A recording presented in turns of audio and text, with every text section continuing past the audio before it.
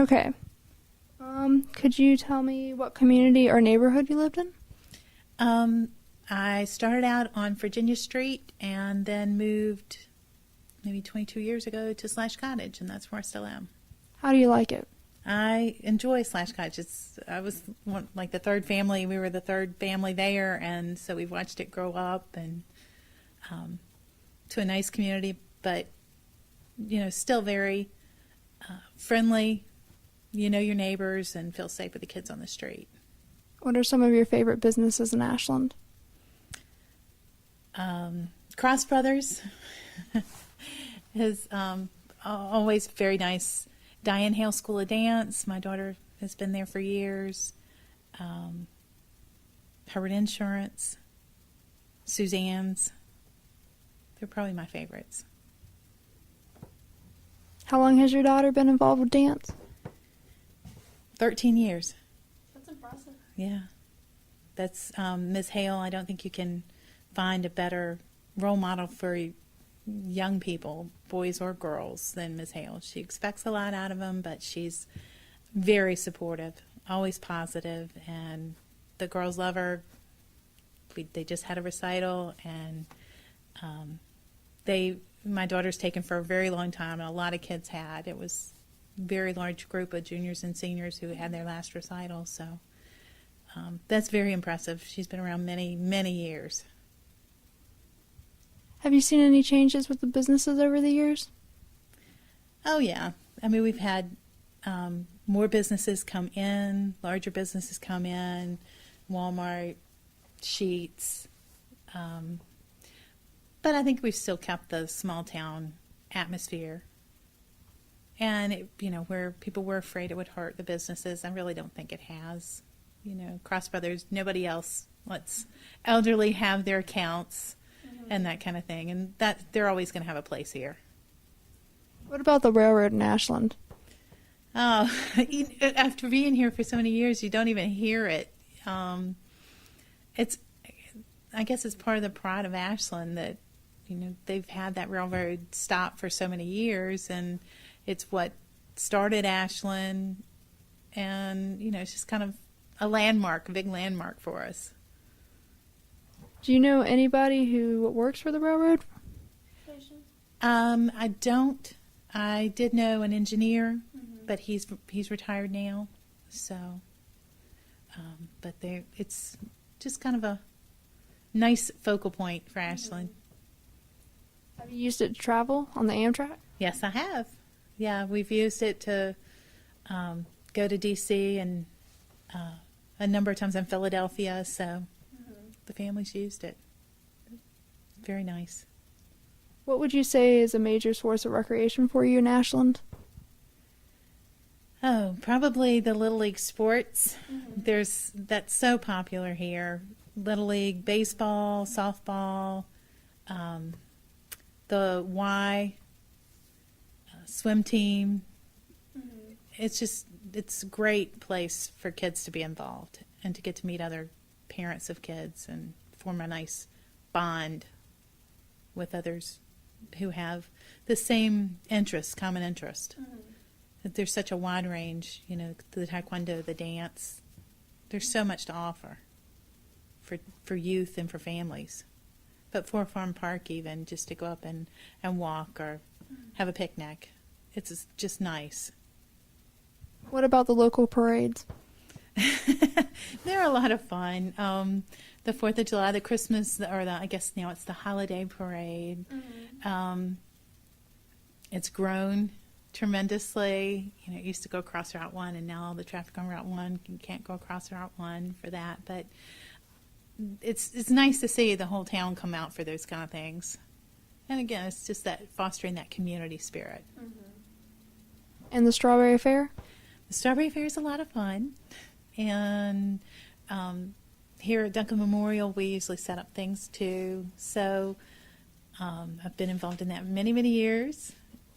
And again, the same people have been involved with it for so many years. It's like a reunion once a year. So just getting bigger and bigger with more people coming in to see it as people find out about it. I heard it was really hot over the summer. Oh yeah, last summer it was very hot. We were out there and it was a miserable, miserable day last time. So I'm hoping this year will be a little bit cooler. But people still came. Not quite as big a crowd, but still a lot of people. You know, I guess for people living here in Ashland, you almost have to. So no matter what the weather, they're going to come, rain or shine. How long have you been involved with Duncan? For over 25 years. I've been here since I came out of college. This became our home church as soon as we moved here, and I've been here since. Could you tell me about some of your experiences? Sure. Any special memories?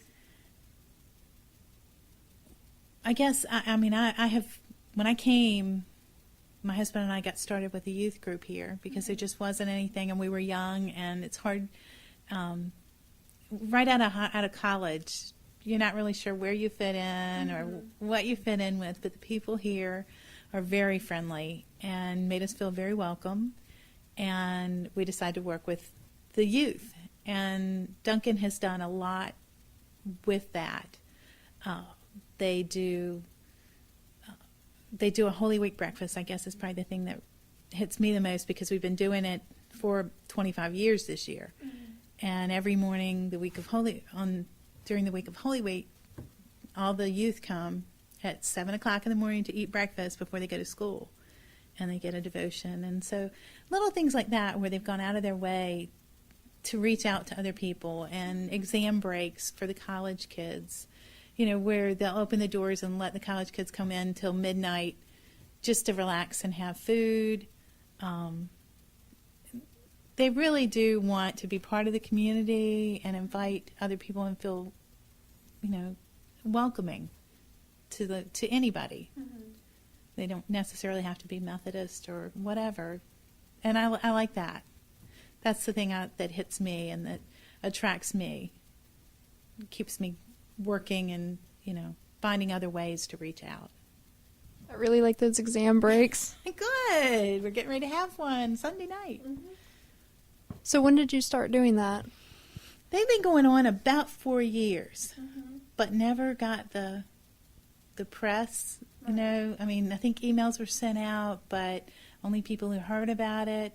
And this past year, somebody told me, Dawne, Facebook. And I was like, okay, I can do that. So I really think that kind of got it going where, you know, it really spread the word. People started spreading it that there was an event going on here, and people who hadn't heard about it came over to see what was going on, and then there was food, and, you know, nobody was pressuring anybody. It was like, come eat, come relax, talk, hang out as long as you want. Nobody's kicking you out. And, you know, that really is exactly what we wanted it to be all along. So this past fall was wonderful, and I'm hoping the spring will be just as good. So tell me about your experiences with informing people about church events with Facebook, because I know you do that a lot. It's really cool. I do. I really wasn't that familiar with Facebook. And some of the youth, I was saying, they had told me maybe a year ago, email me, not my parents. And I said, okay, I'll do that. So I had some emails, but then I was like, you're not answering your emails. How do I reach you? You know, how do I get you to tell me, yes, I want to go to this, rather than the day before going, oh, I want to go to that. And they said, Facebook. I said, okay, then we'll try it. And I've had to learn how to use it myself and how to create events and everything myself, which has been very easy. I've been surprised. I do have a computer science minor, so it's not like I don't know computers. But it's a whole new world, and I mean, you have to stay up with what's going on. Right. And so to be able to put events out there and to share the information, and a place where it's very easy for other people to spread that word out to even more people, at least they know what's going on. You know, they can't say, oh, I wish I'd known. So I try to get as many people as I can to, you know, befriend me on Facebook so that I can let them know what's going on. And it seems to work. How do you feel about college involvement with the church? That's something that we're really working hard. We're right here on the campus. We are the chapel for Randolph-Macon, and We'd really like to see more involvement. We've had students who've come as guest speakers on Sundays, and we've had a couple of the Randolph-Macon choirs come sing on Sunday, and I just think it's great. You know, I know when I went away to college, I didn't feel like I fit in. Even when I got out of college, you know, just trying to fit into a church. We kind of took the approach this year, instead of creating Bible studies and things for college students that we'd done in the past that didn't seem to work too well, we would just inform them more of what we have here and let them fit in with us, because they're separated enough. You know, you have enough things going on that are just college kids that maybe if you saw something you wanted to come, like our Wednesday night dinners, they're always free to college students. So, you know, if they wanted to come over and eat here versus Estes, and be with other people, meet other people, or anything else we have going on. So that's kind of the approach we've taken. And it seems to have worked a little better than, you know, trying to fit them into, you know, or create something for them specifically. However, we are starting to do that too. So I think next fall on Saturdays at 2 o'clock, we're going to have the fellowship hall open and do local mission projects. Maybe just a movie, just have a variety of things that college students have told me, you know, we'd like to have a place to go just to do something. And Saturday afternoons are kind of dead times, so we're going to try that in the fall.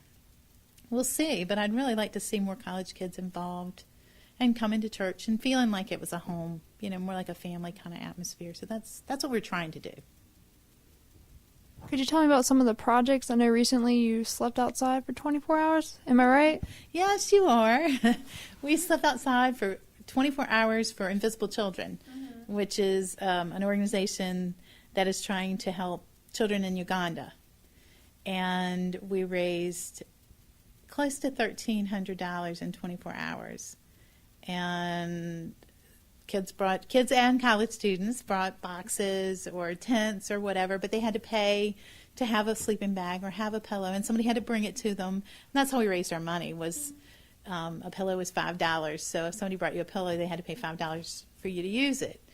And then at 9 o'clock, that was also a worldwide movie premiere for a new Invisible Children movie, and we showed that outside on a screen. So, you know, we try to do different things that might attract attention, always to serve other people.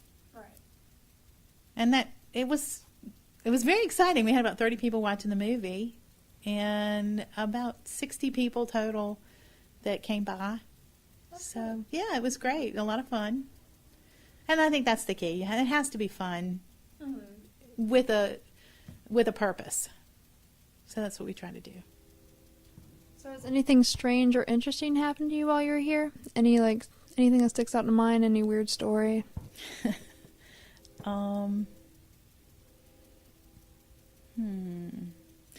Not really to me, but some of the kids here. We have done some lock-ins here at the church, and most of the youth will not come upstairs. They are just very positive that there is a ghost up in the upstairs, and they hear noises, and you do hear noises, but I've never seen or heard it, but they tell me all the time, oh, you sent us upstairs and then the door closed and we looked and there wasn't anybody there. So apparently there's some ghost stories about the upstairs of Duncan, but I haven't experienced it. I've just seen the results of the kids come running down from their experiences. But what I found here is just people are very loving and caring, and you know that's hard to find. Tell me about some of the church leaders. Okay, Bob Lynn is our pastor, and he's been here for 2 years, and will be back at least one more year. Methodists are year to year, so we never know, but he's very exciting.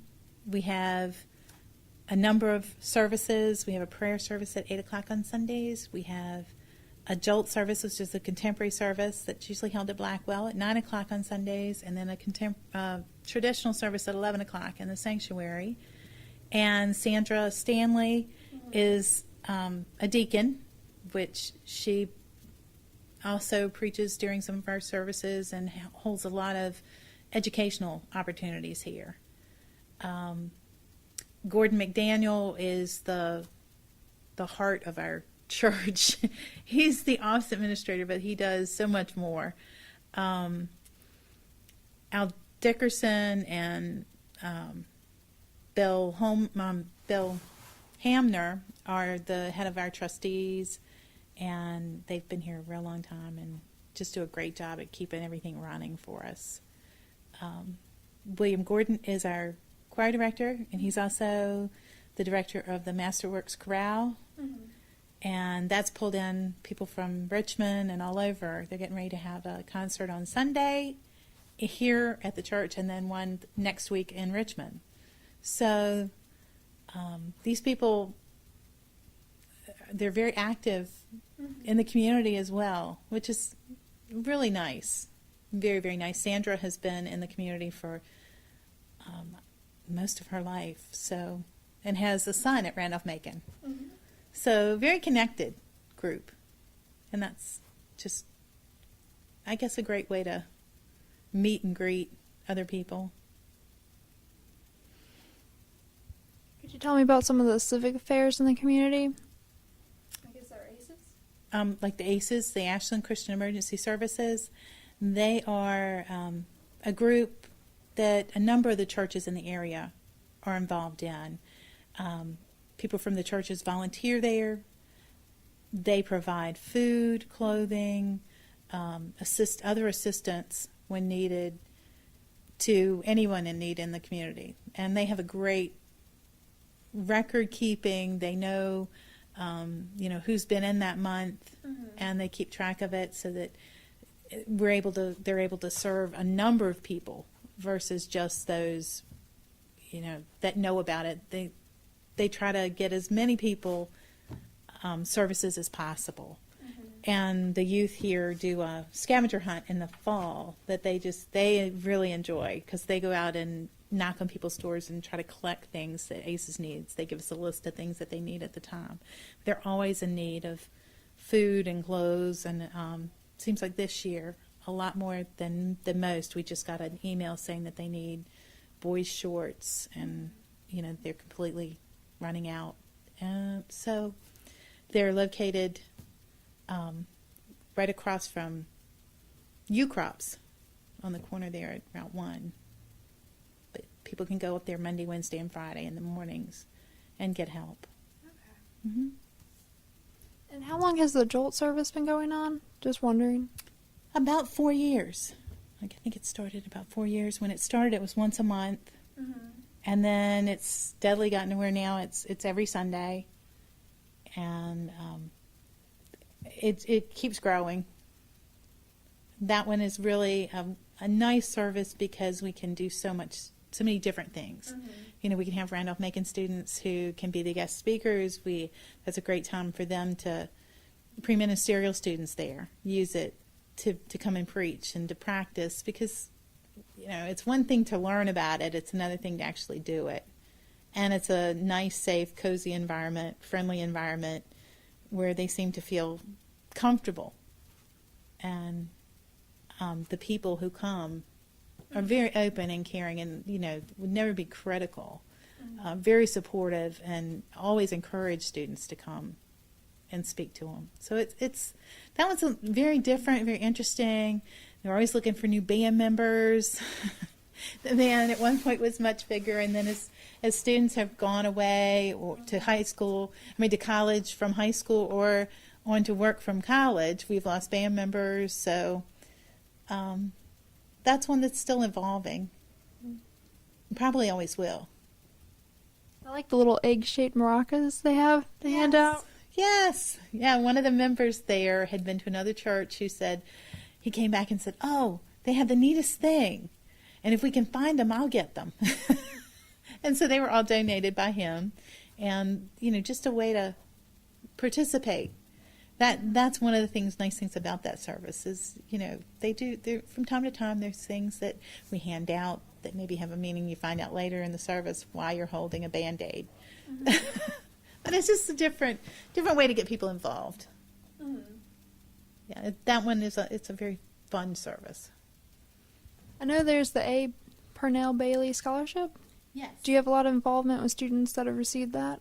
I have some involvement with some, and have been to the committee meetings, and that's a great program for people who know when they leave high school that they want to be ministers or in some type of ministry, not necessarily church ministers, but chaplains at hospitals or anything. And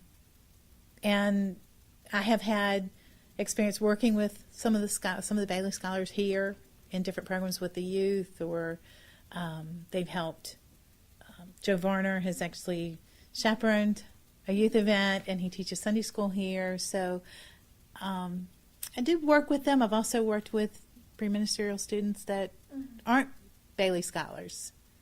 So there's a lot of opportunities here for students to get involved, whether they're Bailey Scholars, especially Bailey Scholars, I guess, and pre-ministerial students, but whether they are or aren't, it's just, is a student interested in getting involved? And if they're interested in getting involved, then yeah, I get involved with them and work with them. So, How does it feel to live and work in the center of the universe? oh, I love it. I would not want to live anywhere else. Ashland is so nice.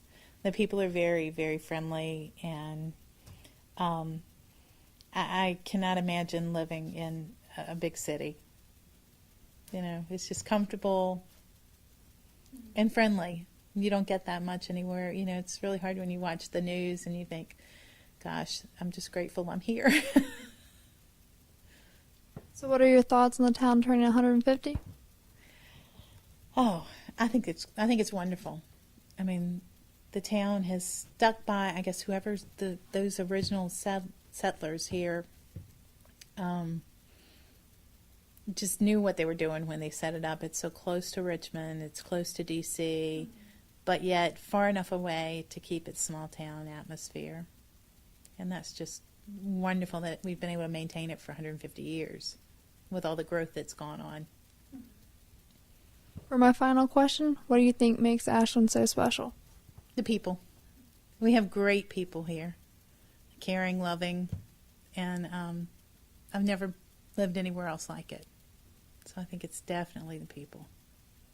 Thank you very much. Is there anything you'd like to add? No, thank you. Thank you for talking to me.